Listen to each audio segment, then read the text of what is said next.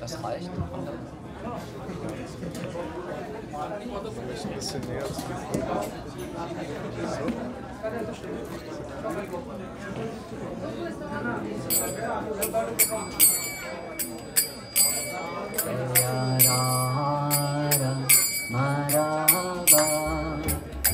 Kunja Bihar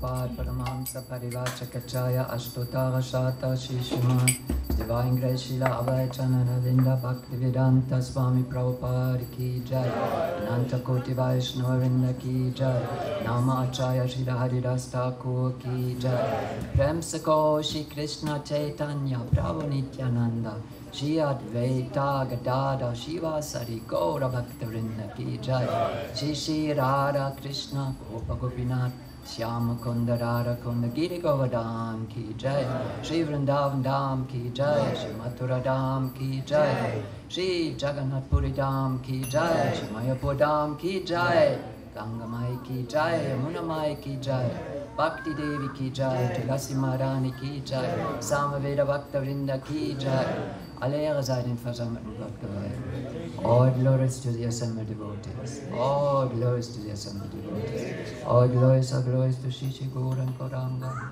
All glories to Srila Prabhupada. Namo Vishnu Padaya Krishna Prestaya Bhutale Srimate Bhakti Bhushana Swami Prabhupada Su Sambandaya Sadra Gaura Kripadaya Satyare Shiva Shatyam Krishna Magashi Vrave Namaste. So, ich wollte einen Vers aus der Bhagavad Gita vorlesen.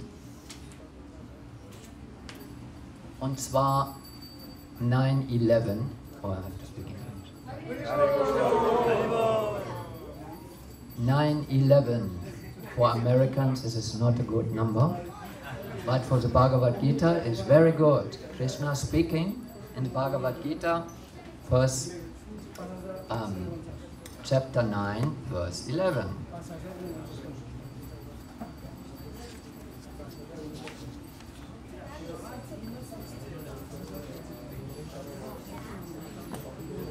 Please repeat after me. Om Namo Bhagavate Vasudevaya.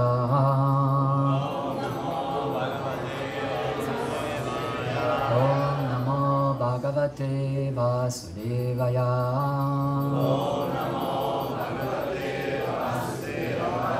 Om Namo Bhagavate Vasudevaya. Avajananti Mam Muda Manushim Tanum Ashritam Param Bhavam Ajananto Mama Bhuta Maheshwaram Avajananti Mamuda Manushim Tanum Ashritam Param Bhavam Ajananto Mama Bhuta Maheshwaram. So we do a word-for-word translation of the Sanskrit. Please repeat after me. Avajananti, deride. Mam, me. Muda, foolish man. Manushim, in a human form. Tanum, a body. Ashritam, assuming. Param, transcendental. Bhavam, nature. Ajananta, not knowing. Mama, my. Bhuta, of everything that be. Maha Ishvaram, the Supreme Proprietor. Translation as a whole verse. Fools deride me when I descend in the human form. They do not know my transcendental nature as a Supreme Lord of all that be. Purport. From the other explanations of the previous verses in this chapter, it is clear that the Supreme Personality of Godhead, although appearing like a human being, is not a common man. The Personality of Godhead, who conducts the creation, maintenance, and annihilation of the complete cosmic manifestation, cannot be a human being. Yet there are many foolish men who consider Krishna to be merely a powerful man and nothing more. Actually, he is the original Supreme Personality, as is confirmed in the Brahma Samhita, Ishvara Parama Krishna. He is the Supreme Lord. There are many Ishvaras, controllers, and one appears greater than another. In the ordinary management of affairs in the material world, we find some official or director, and above him there is a secretary, and above him a minister, and above him a president. Each of them is a controller, but one is controlled by another. In the Brahma Samhita it is said that Krishna is a supreme controller. There are many controllers undoubtedly, both in the material and spiritual world, but Krishna is a supreme controller, Ishvara Parama Krishna, and his body is Satchitananda, non-material. Material bodies cannot perform the wonderful acts described in the previous verses. His body is eternal, blissful, and full of knowledge. Although he is not a common man, the foolish deride him and consider him to be a man. His body is called here Manushim, because he is acting just like a man, a friend of Arjuna's, a politician involved in the battle of Kurukshetra. In so many ways he is acting just like an ordinary man, but actually his body is Satchitananda Vigraha, eternal bliss and knowledge absolute. This is confirmed in the Vedic language also. Satchitananda Rupaya Krishnaya. I offer my obeisances unto the Supreme Personality of Godhead, Krishna, who is the eternal blissful form of knowledge. This comes from the Gopal Tapani Upanishad 1.1. There are other descriptions in the Vedic language also. Tam ekam Govinda. You are Govinda, the pleasure of the senses and the cows. Satchitananda Vigraham, and your form is transcendental, full of knowledge, bliss, and eternality. This comes from the Gopal Tapani Upanishad 135. Despite the transcendental qualities of Krishna's body, its full bliss and knowledge, there are so many so-called scholars and commentators of the Bhagavad Gita who deride Krishna as an ordinary man. The scholar may be born an extraordinary man due to his previous good work, but this conception of Krishna is due to a poor fund of knowledge. Therefore he is called Muda. For only foolish persons consider Krishna to be an ordinary human being. The foolish consider Krishna an ordinary human being because they do not know the confidential activities of the Supreme Lord and his different energies. They do not know that Krishna's body is a symbol of complete knowledge and bliss, that he is the proprietor of everything that be, and that he can award liberation to everyone. Because they do not know that Krishna has so many transcendental qualifications, they deride him. Nor do they know that the appearance of the Supreme Personality of Godhead in this material world is a manifestation of his internal energy. He is a master of the material energy. As has been explained in several places, Mama Maya Duratyaya, he claims that the material energy, although very powerful, is under his control, and whoever surrenders unto him can get out of the control of this material energy. If a soul surrendered to Krishna can get out of the influence of material energy, then how can the Supreme Lord, who conducts the creation, maintenance, and annihilation of the whole cosmic nature, have a material body like us? So this conception of Krishna is complete foolishness. Foolish persons, however, cannot conceive that the personality of Godhead, Krishna, appearing just like an ordinary man, can be the control of all the atoms and of the gigantic manifestation of the universal form. The biggest and the minutest are beyond their conception, so they cannot imagine that a form like that of a human being can simultaneously control the infinite and the minute. Actually, although he is controlling the infinite and the finite, he is apart from all this manifestation.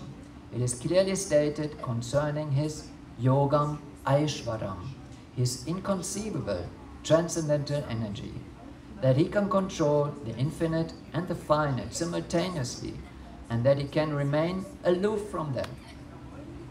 Although the foolish cannot imagine how Krishna, who appears just like a human being, can control the infinite and the finite, those who are pure devotees accept this, for they know that Krishna is the Supreme Personality of Godhead.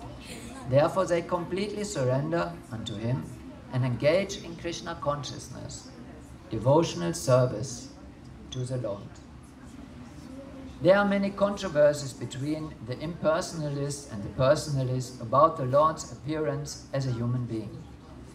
But if we consult Bhagavad Gita and Srimad Bhagavatam, the authoritative text for understanding the science of Krishna, then we can understand that Krishna is the Supreme Personality of Godhead. He is not an ordinary man.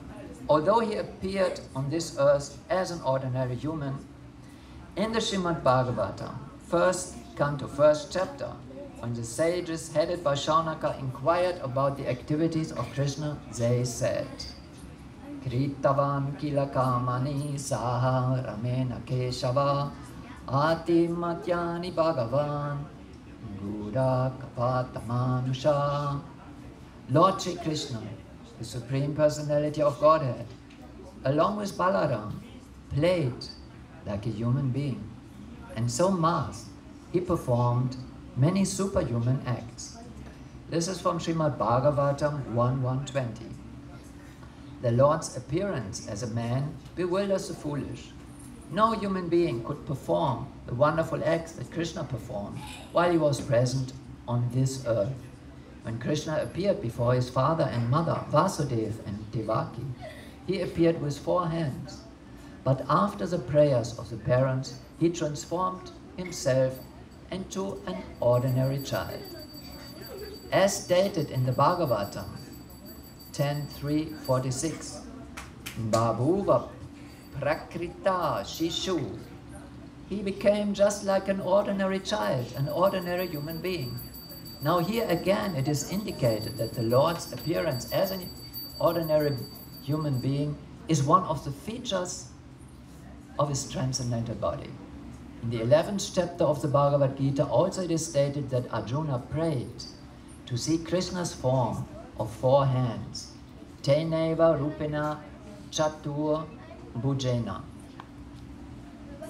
After revealing this form, Krishna, when petitioned by Arjuna, again assumed his original human-like form, Manusham Rupam.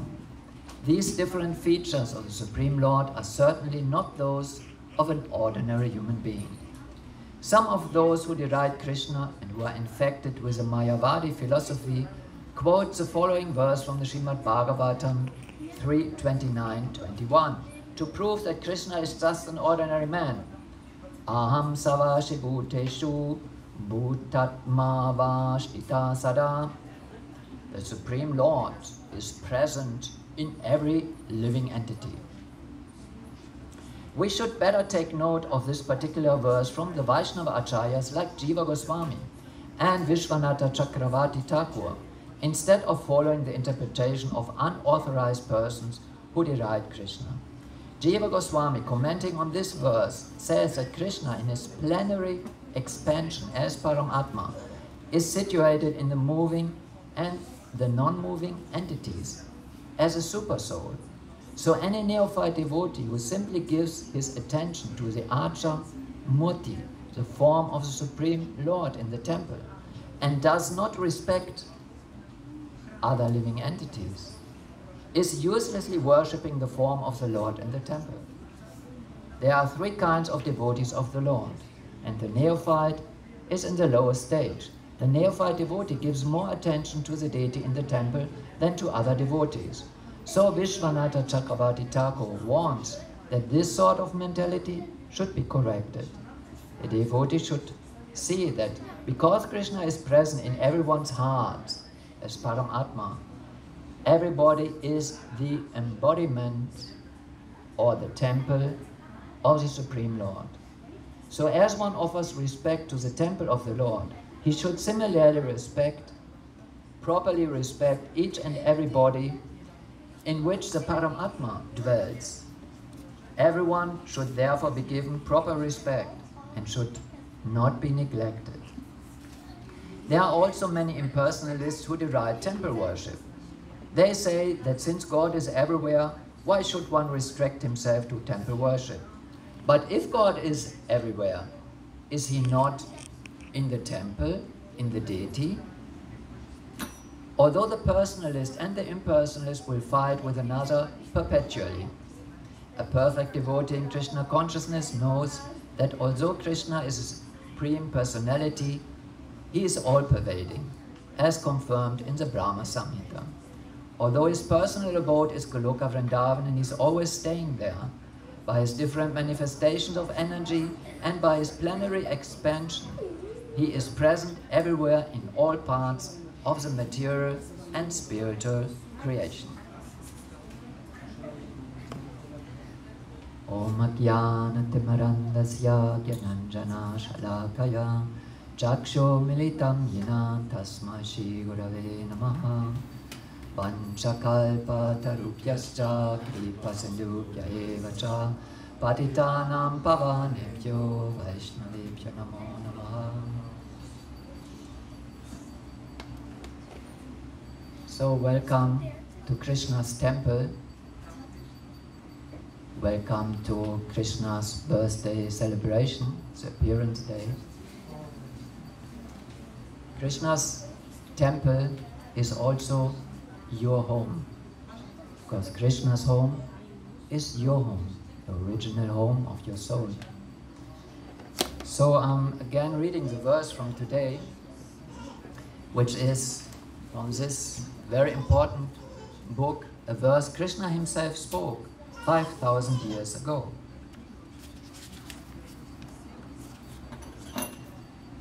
Avajananti mammuda manushim tanum ashritam parambavam ajananto mama bhuta maheshwaram. Fools deride me when I descend in the human form. They do not know my transcendental nature as a Supreme Lord of all that be. So this is a crucial verse of the Bhagavad Gita. Bhagavad Gita gives a lot of wisdom, spiritual wisdom. And in 700 different verses, different kinds of knowledge, different kind of wisdom is given in different categories. But there is one essence, one supreme essence of all that the Bhagavad Gita wants to tell us. And this essence is that the speaker of the Bhagavad Gita, Krishna himself, as he describes himself in the Gita himself, is a Supreme Lord. And he is also a person. So, a person, what to speak of the Supreme Person, the original person. You might know the verse, Govindam Adipurusham. Govinda, ein anderer Name von Krishna, another name of Krishna, is Adipurusham, the original, the first being. The being, the person from which all other persons come. So, you know yourself that you are a person. Your neighbor is a person. Your family members are persons. Humans are persons. Every soul, a living entity, is a person who has activities, feelings, consciousness, a personality, qualities. So the original person, where all these qualities come from, that we ourselves have, must possess all these qualities and more than you. He is the source of everything. So the Supreme is a person also. And his original supreme form is a human-like form. So, as is also said in other spiritual scriptures, that man is made after the image of God. It is not an imagination because you are human-like, that you think, oh God, your person, he must have a face like me, he must have two arms like me, a body like me. No, it is just the other way around. It is not that God comes from you, it is that you come from God, because God is the origin. However, when the Lord appears, he sometimes appears on earth. Not so often. That is a very special event. But that occurs again and again. After thousands and millions of years, the Lord appears in one of his unlimited transcendental forms. But of all these forms, one is the original of the original of the original, where from everything comes from. So Krishna states here himself, this form, as I stand here before you, Arjuna, he's speaking to Arjuna, his friend. This is the origin of everything. I am the origin of everything. So, when Krishna appears in his original form, human form, that can be bewildering. And it is bewildering for many people. So God appears, maybe you can understand this is God if there's an incredible light or some gigantic form or something incredible. Now, that is normal for human beings, especially if they are not too contaminated in their heart, to pay respect to something strong, to something powerful, to something mysterious that is beyond what you have ever seen, what you can understand. So, but here God appears just like one of us. The same size, more or less, the same form, two arms. So people think, well, he is just one of us. He's also eating. He is also sleeping. He has his bed, he has his house, he is sleeping. He is also protecting himself, Krishna, on the battlefield. In this pastime, he appears as a warrior. He is a fighting man, a kshatriya. He has weapons. He knows martial arts. And he was engaged in fight. So he's also protecting himself like everyone is protecting themselves.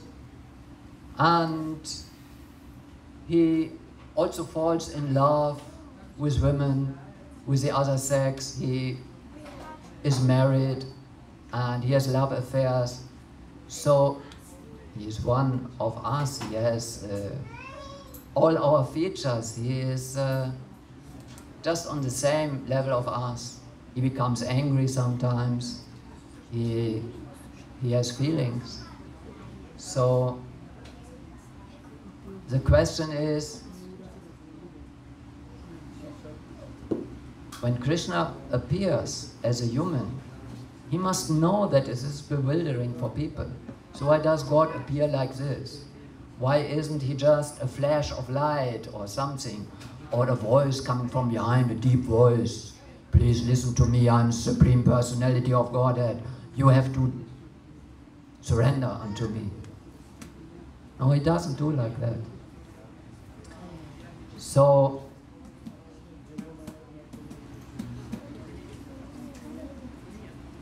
the found, how do you say this in English?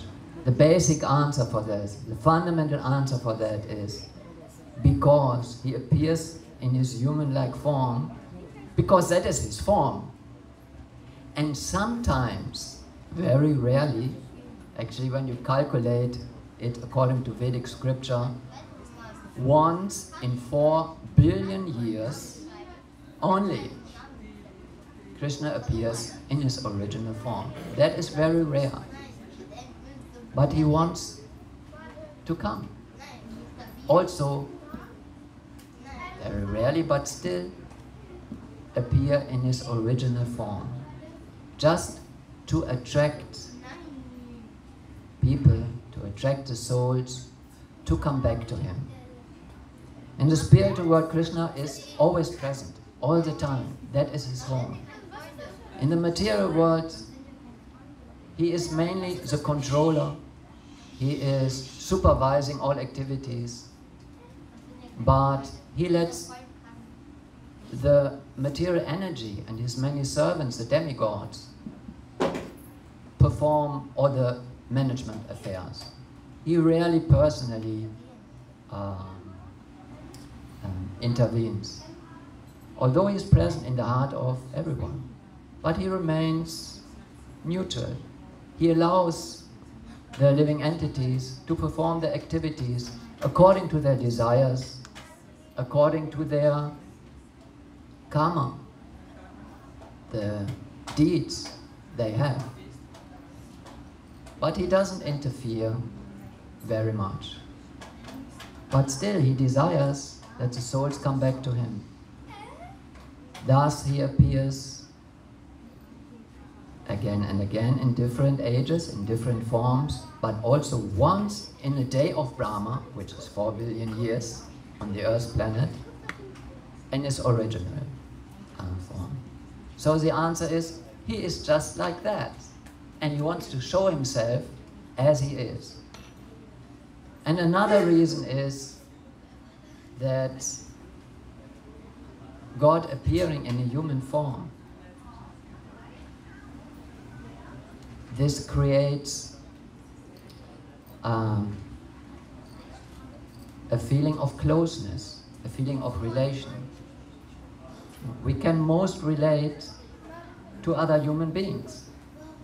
Some people nowadays in our culture can more relate to dogs, or the cat, or the bird in the cage, but normally we can most relate to other human beings. So Krishna appearing in his original form creates a feeling of closeness for those who don't misunderstand him, because that is what Krishna says here, that someone who thinks, I'm only a human, but I'm not God at the same time, they have a problem. That's why it's so important for us to understand Krishna from an authoritative source. And an authoritative source is the Bhagavad Gita, where Krishna explains himself. It's the most easy thing to understand Krishna, understand God, when he explains himself. Here I am, I'm like this. Just follow his words. And the Srimad Bhagavatam. Those are the two prime sources by which every human can understand Krishna as a Supreme Personality of Godhead, although he appears in a human-like form. And you can also take instructions from a spiritual master who can explain you what the supreme truth is, what the absolute truth is. And you can also take shelter from sadhus, other sadhus who have realized God. It is not possible to understand Krishna only by your brain, by your own intelligence, by your imagination. Nor is it possible to understand Krishna by hearing other people who have no relationship, confidential relationship with Krishna, no realization, by hearing from their imagination and explanation. Even if they are very wonderful, if they sound very logical, if this is a person with a lot of material respect, a career, degree in philosophy or whatever. That doesn't help. We have to understand Krishna from an authoritative source. So, Krishna appearing as a human being with a human-like form, actually his body is not like yours. It just appears like yours. You have a human form right now, but actually the human form that you have now is fake. It's not a real form. Why am I saying that? Because from the transcendental point of view, if you see it from a transcendent, eternal point of view, how long will you have this form? How long will this form exist? Yeah, it exists right now, but after a few days, years, it will look a little different. And after more years, the skin becomes wrinkled and so many problems appear in the body, and a few years later, the body isn't anymore. It's just becomes earth again, or ashes. The elements disintegrate. Where is this body? This is not the kind of body that Krishna has. Krishna's body is eternal. It's a spiritual body. Here the word transcendental is used. Also in other verses, in the 4th chapter, when Krishna first explains to Arjuna that his body and appearance is transcendental. Janma karma chame divyam. Janma, my birth, like today is Janmastami, Krishna's appearance. My appearance and my karma, my activities, are divyam, transcendental. They are not under the control of the material energy. They are nothing temporary that comes and goes and disappears and is influenced by the material energy, the gunas, it is controlled. No, I'm completely free. I have a transcendental body, which is eternal. It is full of knowledge, and it is full of bliss. And actually the living entity, that your original identity, the soul in your heart, you also have a transcendental form, which is just presently covered by this body that you have. So, as a human, in the human form, you can relate to Krishna. Not only when he appears himself in a human-like form, but also in a human birth, you have higher intelligence. You have a possibility to understand God. The sources to understand Krishna, like turning to a soul who has seen Krishna, who has understood Krishna, a spiritual master or a sadhu, or studying scriptures, this can only be done by a human. You need this kind of intelligence. You need to have this development of consciousness that is just on the edge of the possibility to understand the transcendental. A human can also remain completely on the material platform. That happens to most of us, most of the time. We are just relying on our senses, our material mind and material energy, and we are conditioned by material nature in our understanding, in our view. But potentially, a human has the possibility, the capacity to understand what is beyond. Every human somehow feels there must be something beyond. This cannot be all. This is not satisfactory, it's contradictory, this existence. Okay, because of a lack of spiritual education, we might be content with it. Okay, life is like this, and I make the best of it, and I try to enjoy, and in a few years everything is over. So, because of this kind of education, we might try to be satisfied with it. But in reality, the soul cannot. And in the human form, this frustration with material life only becomes evident. Not for everyone to the same degree, but the possibility is always there. You might live your life day after day and you are quite fine. You don't ask any questions.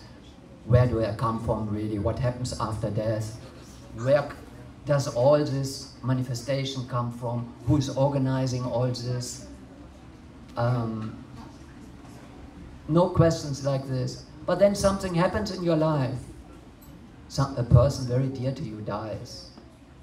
And you are in the death funeral and everyone is mourning and you think, what actually is life about? Why do I have to go through this? What is happening to us? What is happening to the soul who a few days ago I still spoke to this person. I had a relationship to this person. Now he is gone, now she is gone. Where is he? Where is she? So then these questions come up, but only in the human form. An animal will never think like that. A plant cannot think like that. An insect can't. In the human form, this is possible.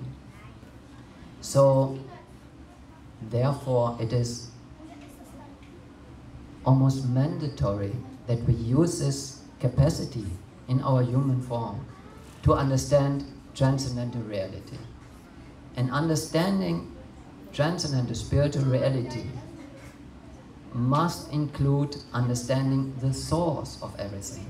Because the source of everything, the Absolute, is by nature spiritual. So spiritual books like Bhagavad Gita offer us this opportunity.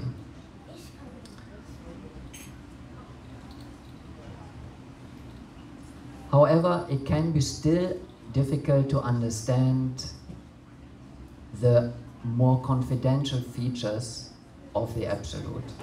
Maybe you understand some things, but the more confidential things are more difficult to understand. You really have to go deep into spiritual life. And one confidential thing is God is a person, and more confidential is that Krishna, with this form that he has, with his activities, with his qualities, his character, everything he is doing, he is a supreme God. So many people are bewildered.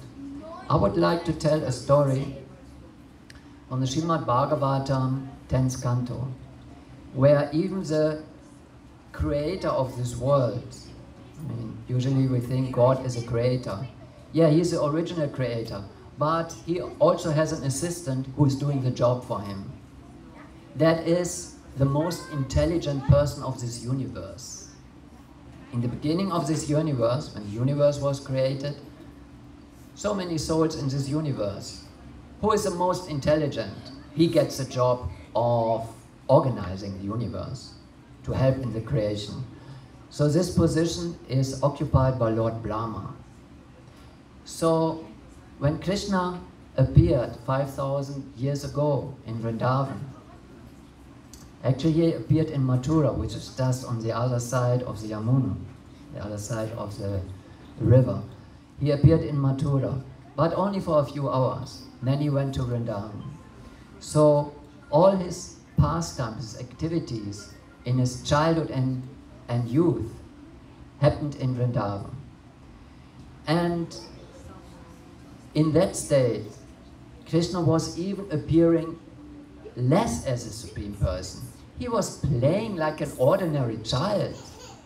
He was playing with his friends. He was doing a lot of nonsense, like a naughty boy.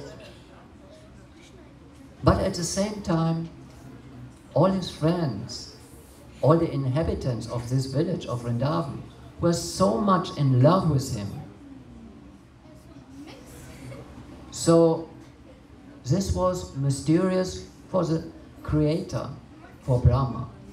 He knew that Vishnu was his supreme worshipable Lord. But now Vishnu had appeared as a small child, and he is just acting like an ordinary boy. So even he became bewildered once.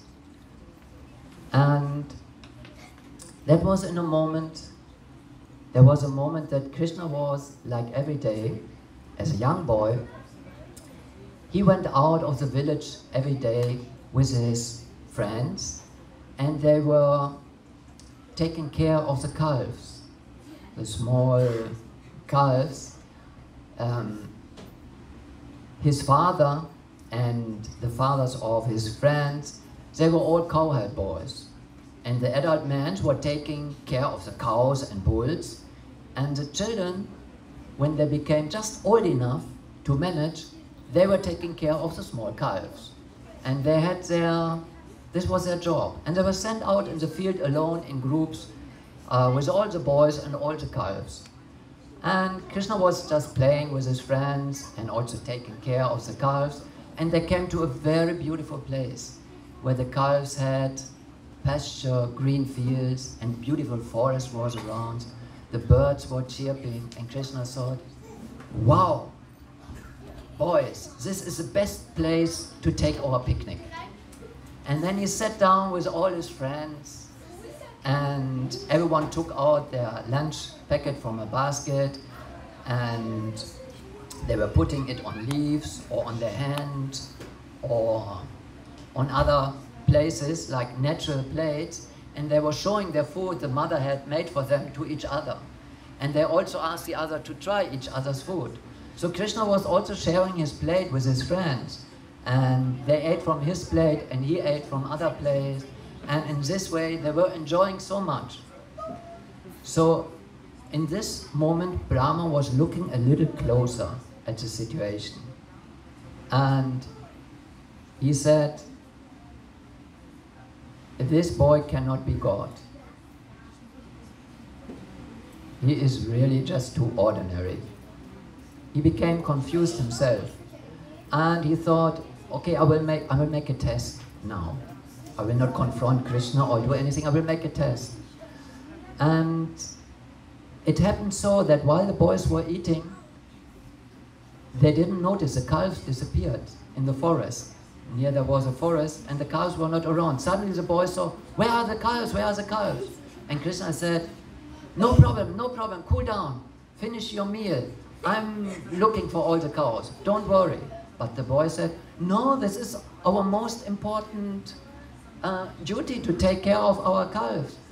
But Krishna said, believe me, I will take care and I will bring all the calves back. You just sit down and finish your lunch. It is not good for the stomach if you get up in the middle of eating. So I will be back in 10 minutes, you will see.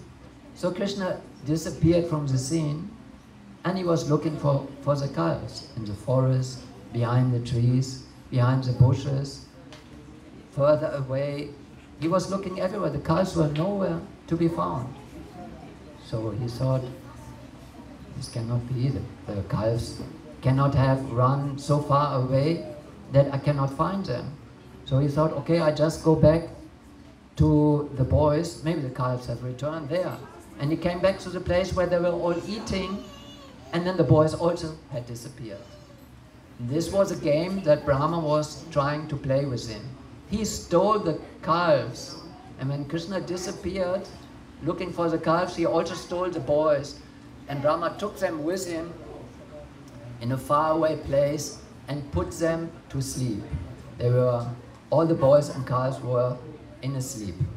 They were like paralyzed. Like when you are in a hospital before an operation, you get an injection and you sleep. So the boys and the calves were all sleeping. Krishna was alone.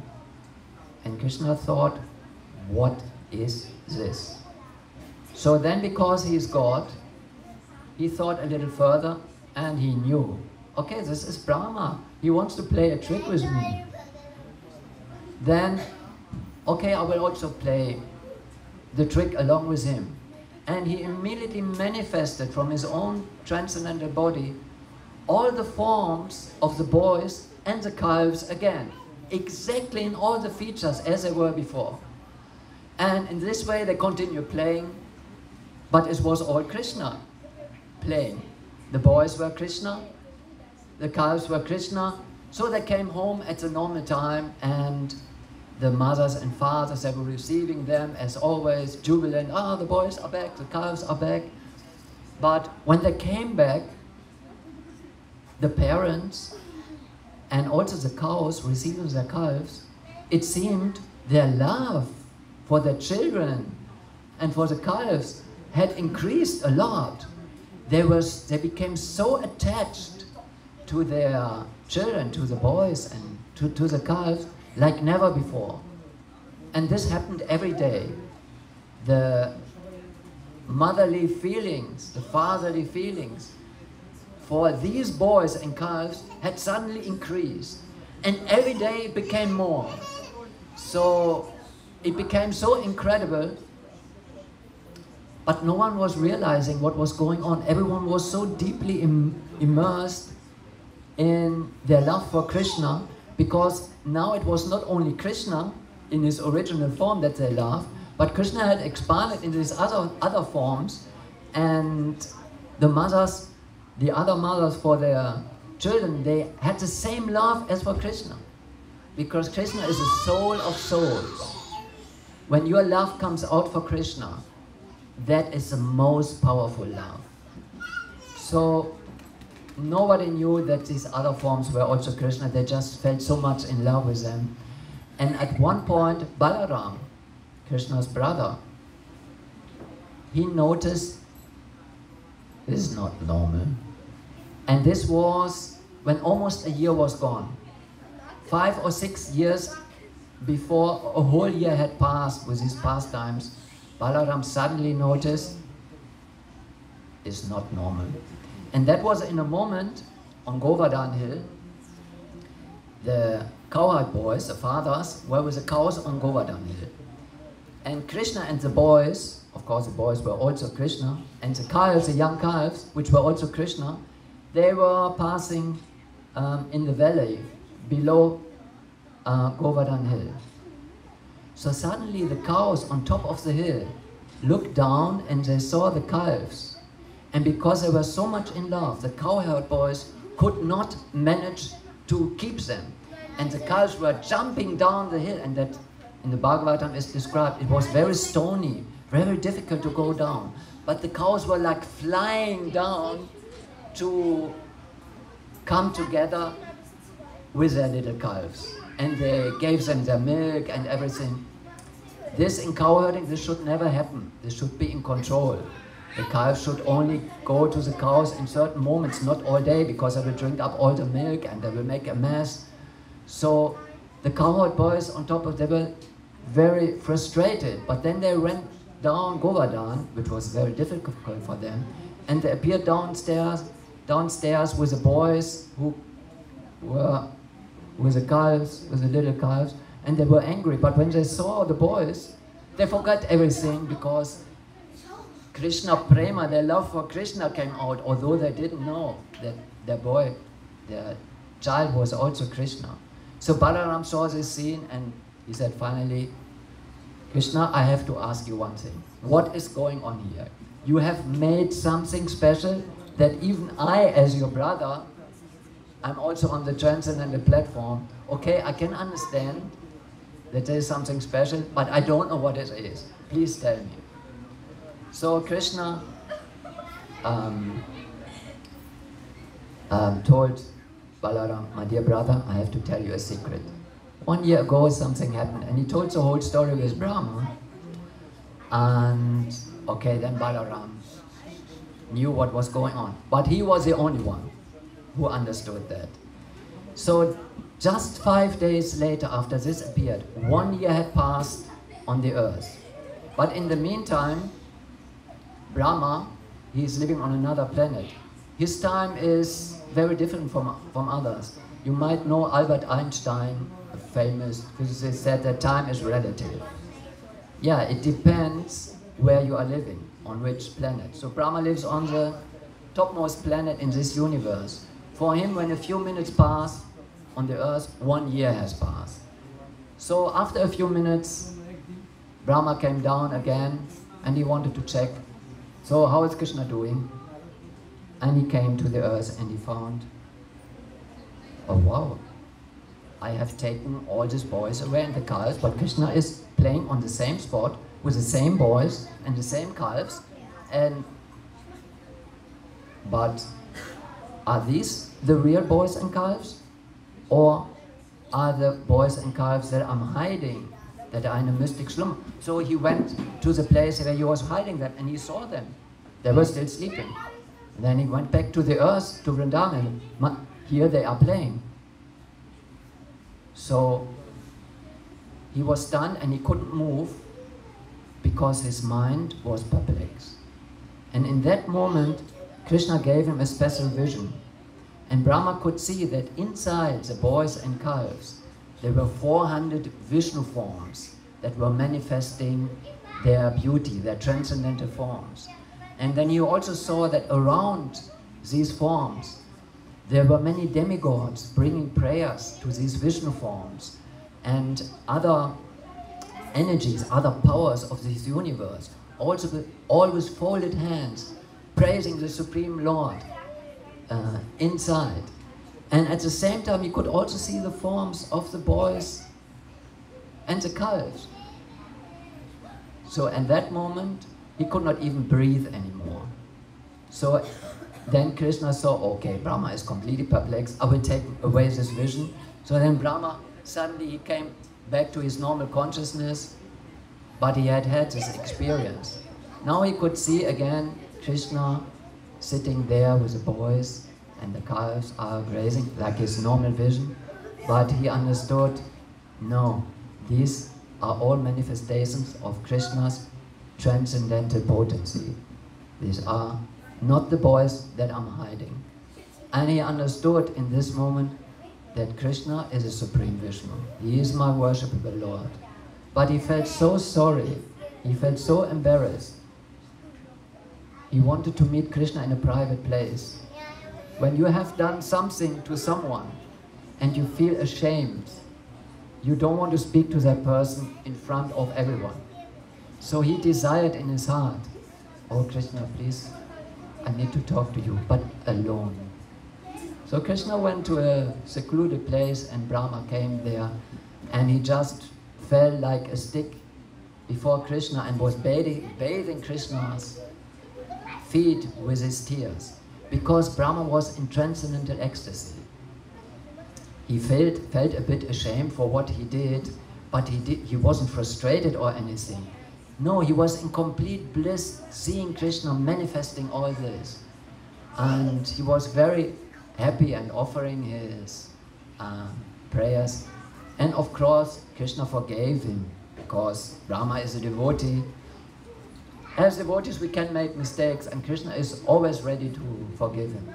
And Krishna knows it's difficult to understand him in his most confidential features. So most confidential features of Krishna is his original form. And if you read the Srimad Bhagavatam, the Bhagavatam has 12 cantos. Krishna appears only in his original pastimes in the 10th canto. And the acharyas say you have to study the first 9 cantos before studying the 10th canto, because if not, you will misunderstand that. So first study the 9 cantos that come before.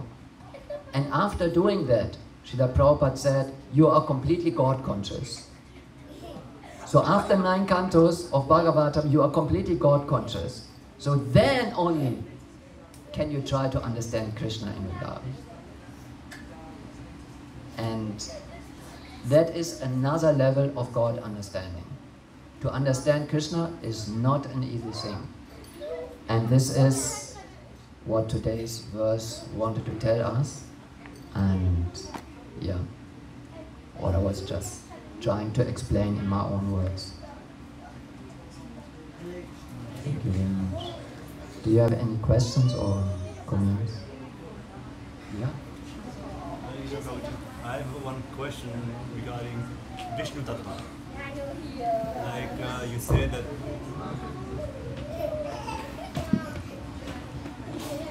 Hare Krishna, I had a question regarding Vishnu Tattva, because you said that Krishna did this Leela with the different Gopas and the Sri Brahma. Yeah. And how is it that Balarama, or sometimes is a Leela that even if you say that it's Krishna, but Krishna is enjoying two bodies, so there's no difference between Krishna and his manifestations.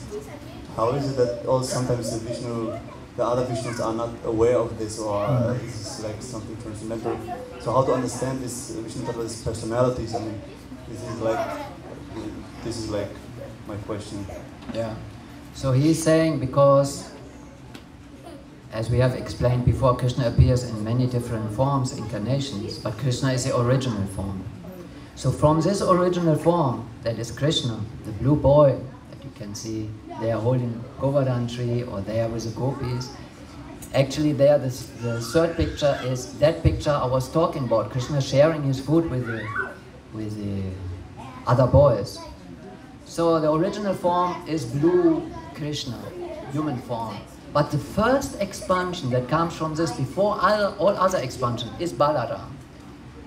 So this Prabhu is asking, so if Balaram is also an incarnation, he must be all knowledgeable, he must know everything. How is it that he doesn't understand what's going on? No? That is the question. Yeah. We have to understand that all Krishna's pastimes are very mystical. And that although there are different incarnations of God, and all are unlimited, they have unlimited knowledge, unlimited power, unlimited everything, but still Krishna is a supreme. There are still some things that only Krishna has, no one else has. And there are some things that Krishna keeps secret that only he knows. Krishna takes also the help of his internal energy. Now we have the material energy here conducting everything. We think we are doing things. Everything I'm doing, this is what I'm doing. But actually there's an energy guiding all these activities. You're not even knowing how you digest the food, how the breathing goes, how when you lift your arm, what muscles you have to contract, and it is somehow happening. I know I want to do it. Since childhood I have learned how to use my body. I'm just doing, but I don't know how it. I have to ask the doctor how this works. I mean, something is wrong, and I'm lucky he can help me, but maybe not. So in reality, the material energy is conducting everything here.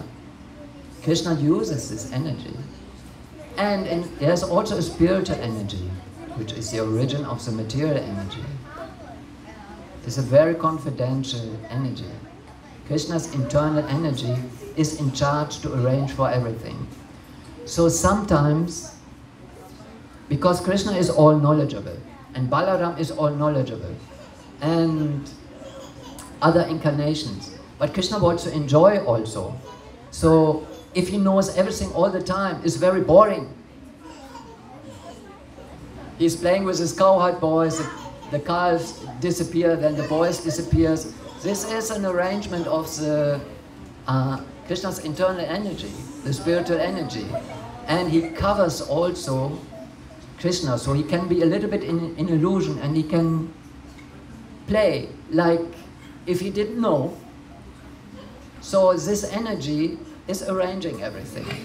And so Krishna and Balaram, they know things when they have to know or they want to know.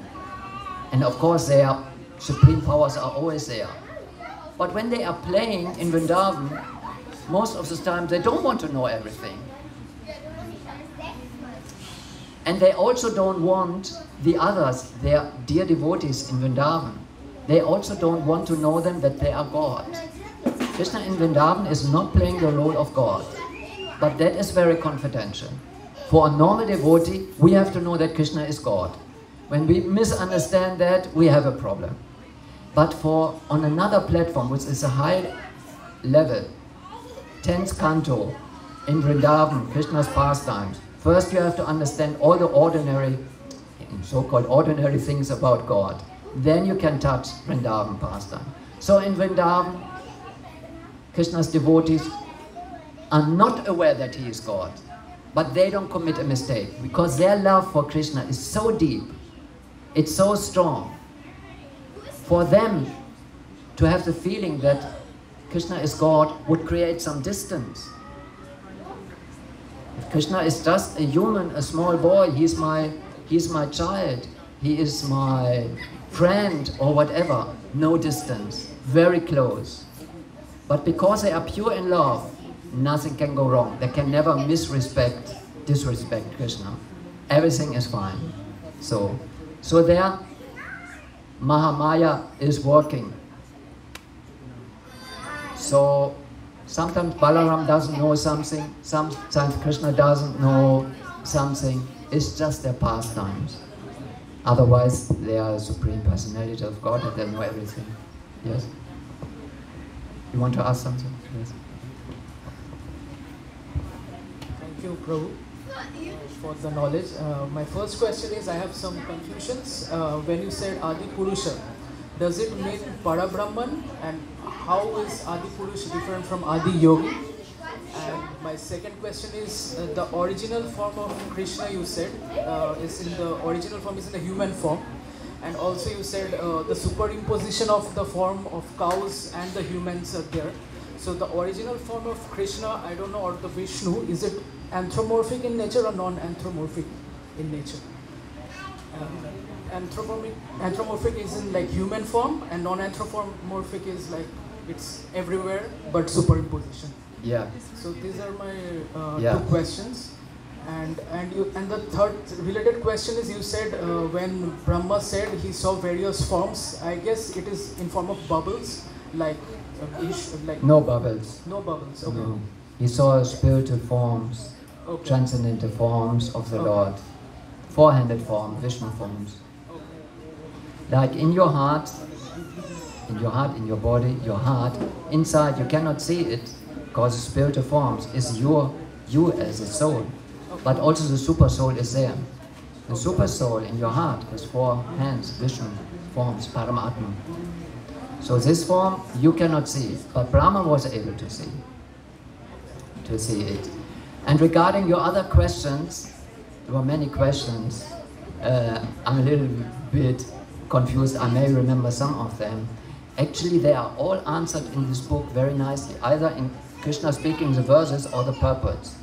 All the questions that I heard just from you are answered there. Krishna is at the same time all-pervading, everywhere. At the same time, situated in everyone's heart, located as Paramatma. And at the same time, he is also a person who appears as Krishna. This is a mystic thing that is not easy to understand. So it requires not only study, it's not only a thing of the brain, intellectual thing that you can squeeze out your brain, but it comes by engaging all your being in devotional service. You can have a relation to Krishna. You understand yourself and you understand Krishna when you start a relationship with Krishna. And that relationship is called Bhakti, or devotional service. We as living entities, small parts of Krishna. Krishna is the ocean, the whole water. And we are like Krishna by quality. We are the same as him, but we are a small drop in that ocean. So you can say the drop has the same qualities as the ocean, but you cannot say the drop is the ocean. That is the difference. So, but you can have a relation with Krishna on this level of qualities, same qualities. But that means, as a tiny part of Krishna, our relation to Krishna is loving, devotional service. So in this attitude, everything becomes revealed. Your own position, and Krishna will show yourself as he is. And you will understand everything at the same time. You will understand this Bhagavan feature as a supreme person, as he stays here on the cart with Arjuna, as the super soul in everyone's heart. and also as an all-pervading Brahman that is everywhere at the same time, is kind of inconceivable and intellectually not really possible to grab. You have to experience it by revelation. This truth is like a science. If you apply the science, the practice, and the basic practice is Shravanam, hearing from scriptures and sadhus, and Kirtanam, chanting. By this practice, revelation takes place, and you will understand gradually, not in 1 second, but gradually by practice. You want me to stop here? Yeah, I think we have. Okay, last question. Okay, last question. Yeah. My question is, as the verse says that Krishna is transcendental and our original form is also transcendental, then why material world in the first place? Like, why Leela? Why Maya? Do you understand the question? If I am transcendental, Krishna is transcendental, then why material energy? Why Maya is there? Okay, so you're asking that my identity is spiritual or transcendental, Krishna's identity is transcendental. What is the need for all this Maya, this illusion and misguidance, the fake bodies we are in? What is the use of that? Yeah, this is explained in very simple terms, that each soul, individual soul, has freedom. That is very important. You have the freedom of decision, what you want to do. You are a tiny little spark of Krishna. So Krishna has a supreme freedom. He can do everything he wants at any time. But you also have freedom about what you want to do. And this freedom is never touched by Krishna. You can do what you want. So the meaning is, the thing is, if I have freedom, I can also commit a mistake, right? So if you have small children, you educate them, but then you have to let them do also what they want. They have to grow up. And sometimes they will follow your instructions, and sometimes not. That is a risk, but you have to take the risk. So Krishna is taking that risk. We are his children, but he gives us freedom. So if we want to run away from him, I don't want to be in Vrindavan now, I'm going somewhere else on travels, and I will see what I can do there. You have that freedom. The soul always has this kind of freedom to decide. But you can make a mistake. So you can consider it's kind of a mistake leaving Krishna and coming to this world. So, but if you have this desire, actually it's not our nature to be without Krishna, because our hearts are full of love for Krishna. So we need to somehow forget that Krishna is there, otherwise we cannot leave him. So if somehow this strange idea is there to go somewhere else, there must be an energy that covers our feeling, our relation to Krishna, and we forget about God. And this material world, this Maya, has actually two functions. It has the function to give us all opportunities to play here on our own. We don't want to be cowherd boys playing with Krishna or anything in Vrindavan. We want to play our own. You can do that in all kinds of forms. As a woman, as a man, as an elephant, as a dog, and in many different, you can completely play to your desire. But when you are tired with this nature, material nature, also gives you the possibility to go back, to find your, if you really say, I'm fed up with this, I don't want this anymore, what is the real meaning of life? For me, it's not enough anymore. This playing is fine, but what now? I have philosophical answers. I have a feeling in my heart, a need. What is this? Then there is also a way, different ways, scripture, that can show you the way, different paths, spiritual paths, that put you on the track to go back. But the ultimate path must be bhakti. That is the conclusion of the Gita. Because only in bhakti you act as a soul in an intimate relation to Krishna. Because that is your origin. Other paths are there to bring you close to that. But ultimately, only in bhakti you learn how to act again as a friend of Krishna, as a lover of Krishna, as a servant of Krishna. You start your original relationship again. And as soon as you start that, the practice of bhakti yoga, you feel, you remember it. You remember gradually your real nature. It is not something foreign that you have to learn everything. You practice it and then you do it, and it's like coming home. It feels like so natural for you. Therefore, bhakti is the ultimate path to self-realization. So this covering has to be there because you wanted it. Now you can uncover yourself again. This opportunity is there. So we should take it.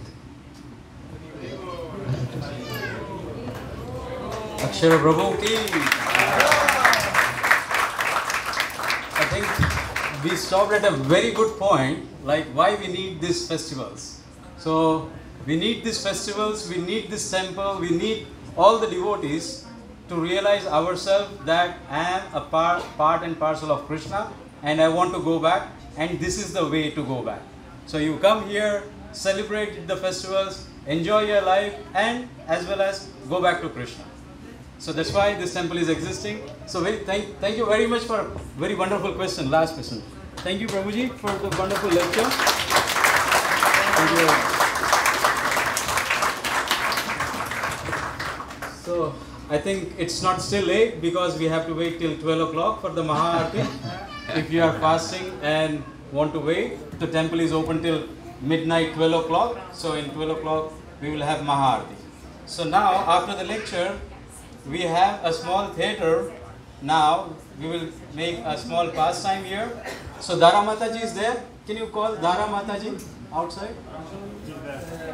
Oh, sorry. So Dara Mataji is here, so theatre will happen. So if you can move a little bit.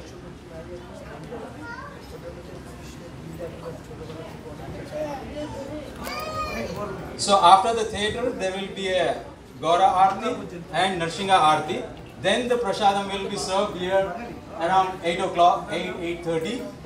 Then the prasadam will be served. Those who are fasting, they can still wait till midnight 12 o'clock. Those who are not fasting, they can have prasadam here, 8:30.